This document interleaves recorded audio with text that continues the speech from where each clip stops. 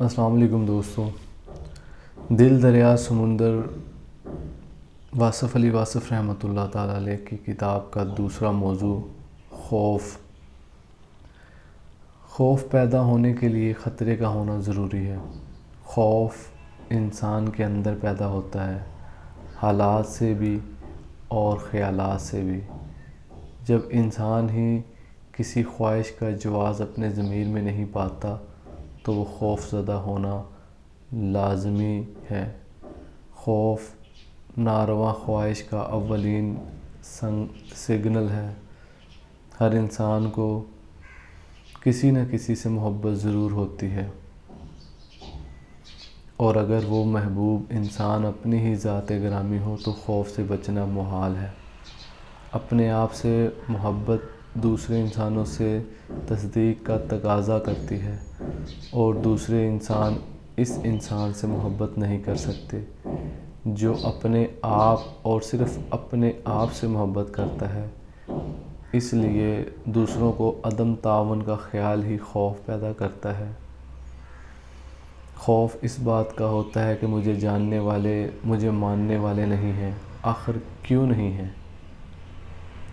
کسی انسان کو انسان میں محبوب بنانے کے لیے ان سے محبت کرنا پڑتی ہے، اور دوسروں سے محبت کرنے کا عمل اپنے آپ سے غافل ہونے کا عمل ہے، اور یہ عمل اپنی ذات سے محبت کرنے کے عمل کے خلاف ہے. اس لیے محبت خواہش خوف خلق سے مربرا نہیں ہوتی. خوف ایک انداز نظر ہے، ایک نقطہ نگاہ ہے، ایک وہم ہے جو حقیقت بن کر سامنے آتا ہے. ہر حادثہ ضروری نہیں کہ رونما ہونے سے پہلے خوف پیدا کرے، اور ہر خوف ضروری نہیں کہ کسی حادثے پر ہی ختم ہو. حادثہ اطلاع کے بغیر آتا ہے.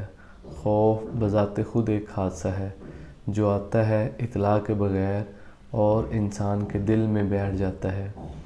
یہ گھس بیٹھیا کہاں سے آتا ہے، کیسے آتا ہے، کیوں آتا ہے، کیا معلوم. بدنیتی کی فوری سزا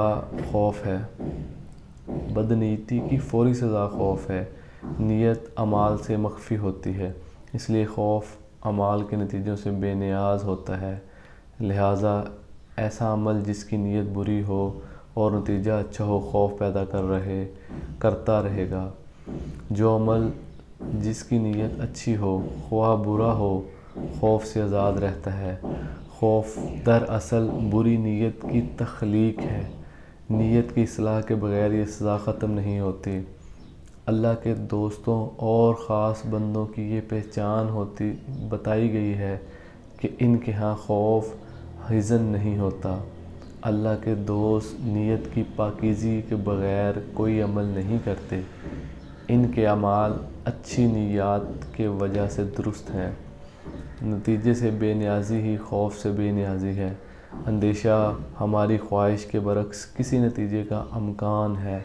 جب خواہش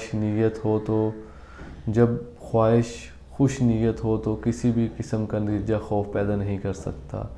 جب خواہش بد نیتی ہو تو کسی بھی قسم کا نتیجہ خوف سے نہیں بچا سکتا. اللہ کے دوستوں کو ملال نہیں ہوتا. کسی شے کے کم ہونے یا گم ہونے سے ملال پیدا ہوتا ہے. اگر انسان اپنے کسی حاصل پر ہمیشہ قابض رہنے کی خواہش نکال دے تو ملال پیدا نہیں ہوگا. مثلاً حسن اپنی جوانی کو ہمیشہ قائم رہنے کی لا حاصل خواہش نہ کی جائے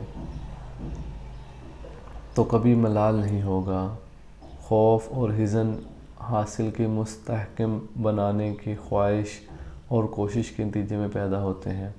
زندگی کو ہمیشہ زندہ رکھنے کی خواہش موت کے خوف سے نہیں بچا سکتی. زندگی صرف ماضی اور مستقبل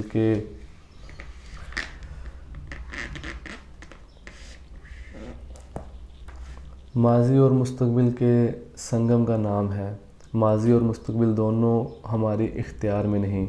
حال پر اختیار برقرار رکھنے کی صحیح ناکام خوف کے سوا کچھ پیدا نہیں کر سکتی۔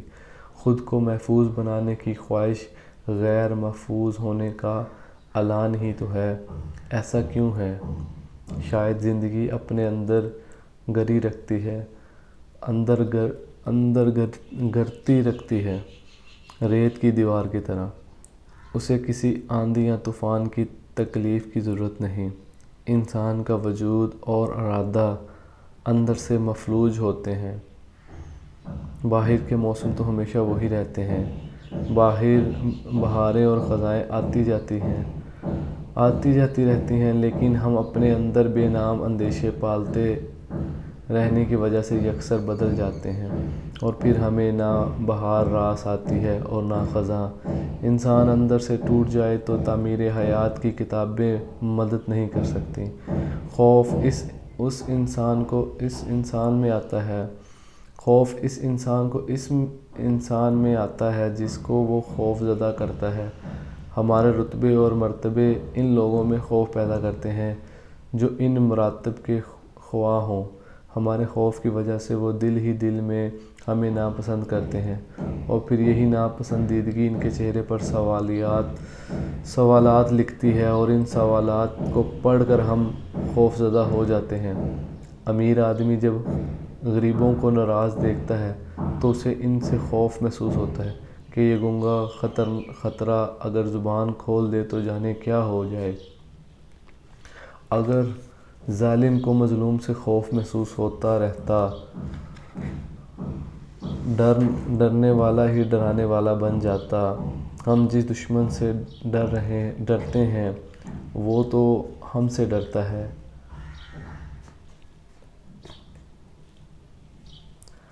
بارڈر کے پاس ہمارا خوف پرورش پاتا رہتا ہے۔ جس نے ہمارا سکون برباد کیا اس کو کب چین نصیب ہو سکتا ہے؟ یہ قانون فطرت ہے۔ اندھیرے اجالا ایک دوسرے سے ڈرتے ہی رہتے ہیں۔ پیسے گننے اور جمع کرنے والا غریب ہو جانے کے ڈر سے سو نہیں سکتا۔ باغی لوگ حکومت سے ڈرتے ہیں، حکومتیں بغاوتوں سے ڈرتی ہیں، اور ڈرنا بھی چاہیے۔ طلبہ اساتذہ سے ڈرتے ہیں، اساتذہ طلبہ سے ڈرتے ہیں۔ ڈرانے والا بہرحال ڈرتا ہے۔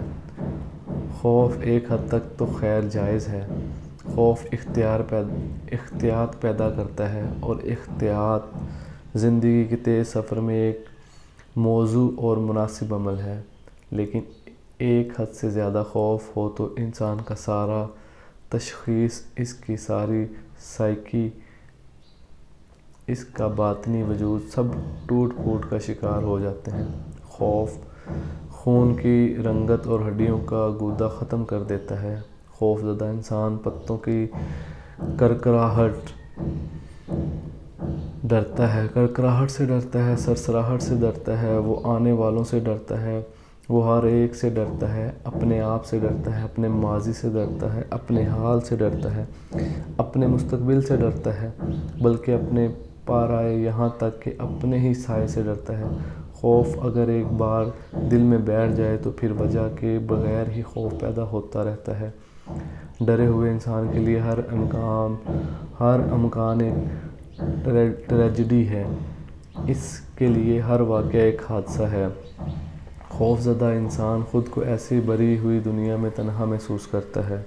خوف احساس تنہائی ضرور پیدا کرتا ہے۔ خوف زدہ انسان کی مثال ایسے ہے جیسے کسی وسیع صحرا میں تنہا مسافر کو رات آ جائے، اور جب انسان اپنے وجود سے بے خبر ہو اسے اپنے وجود کا احساس بھی محسوس ہوتا ہے۔ خوف سے بچنے کا واحد مناسب اور سہل طریقہ یہی ہے کہ انسان میں خدا کا خوف پیدا ہو جائے۔ یہ خوف ہر خوف سے نجات دلاتا ہے۔ انسان اپنے آپ کو اللہ کے سپرد کر دے تو ہر خوف ختم ہو جاتا ہے۔ اگر منشائے الہی کو مان لیا جائے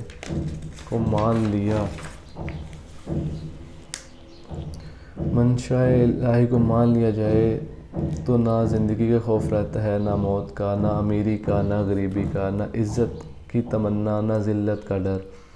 سب اس کے اندر ہیں۔ وہ جو چاہے عطا کرے، ہمیں راضی رہنا ہے، ورنہ ہماری سرکشی اور خود پسندی کی سزا صرف یہی ہے کہ ہمیں اندر سے دبوچ لیا جائے۔ ظاہر کے جسم میں تو کوئی خراش نہ ہو، لیکن اندر سے باطنی وجود کاش اور پاش ہو چکا ہو۔ جب زمین والوں کی بدعمالیاں حد سے بڑھ جائیں تو آسمان سے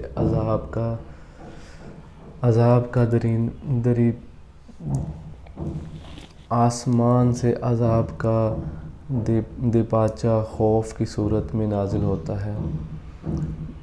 ممالک، حکومتیں، معاشرے، تہذیبیں، افراد، غرض یہ کہ ہر ذی جان خوف زدہ ہوتا ہے۔ ہر شخص یہی محسوس کرتا ہے کہ نہ جانے کب کیا جائے۔ ہر ارتقائے اندیشے سے دوچار ہوتا ہے۔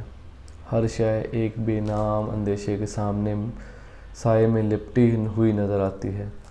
جب انسان خدا سے دور ہو جائے تو سکون انسان سے دور کر دیا جاتا ہے اور اس کی زندگی اندیشہ اور خوف مسلط کر دیا جاتا ہے۔ جب زندگی اپنی افادیت، معنویت، تقدس کھو دے تو نتیجہ خوف کے علاوہ کیا ہو سکتا ہے؟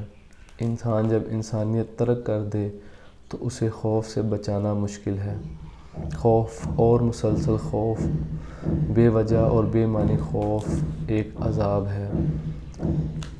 اس کرب مسلسل سے بچنے کا واحد ذریعہ یہی ہے کہ انسان خوف خدا رکھے۔ انسان یہ نہ بھولے کہ اس کا قیام عارضی ہے۔ اسے ضرور اسی رستے پر گامزن ہونا ہے جس پر اس کے آباء و اجداد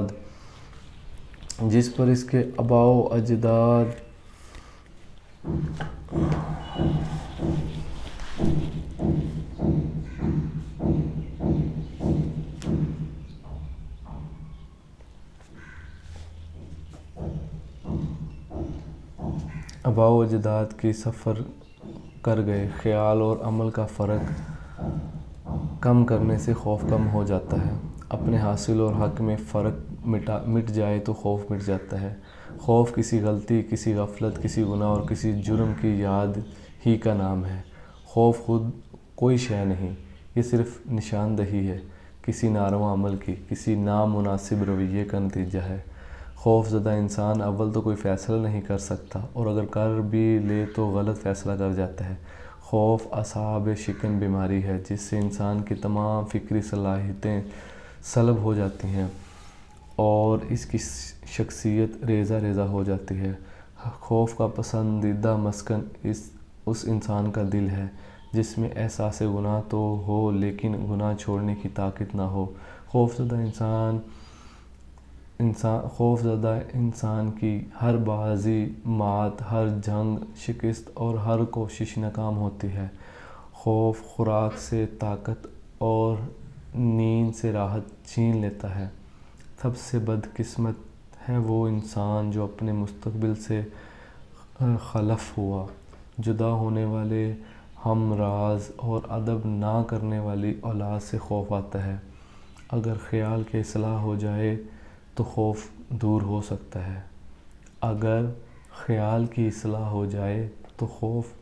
سکتا ہے۔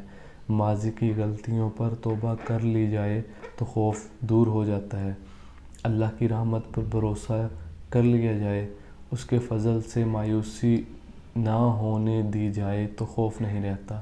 کوئی رات ایسی نہیں جو ختم نہ ہوئی ہو، کہ کوئی غلطی ایسی نہیں جو معاف نہ کی جا سکے، کوئی انسان ایسا نہیں جس پر رحمت کے دروازے بند ہوں۔ رحم کرنے والے کا کام ہی یہی ہے کہ رحم کرے۔ رحم اس فضل کو کہتے ہیں جو انسانوں پر ان کی خامیوں کے باوجود کیا جائے اور یہ رحم ہوتا ہی رہتا ہے۔ کسی کو خوف زدہ نہ کیا جائے تو خوف کا عذاب ٹل جاتا ہے۔ دعا سے خوف دور ہوتا ہے اور دعا کا حاصل اور اس کا ماصل ہی یہی ہے کہ یہ ہمیں ہمارے خوف سے نجات دلاتی ہے۔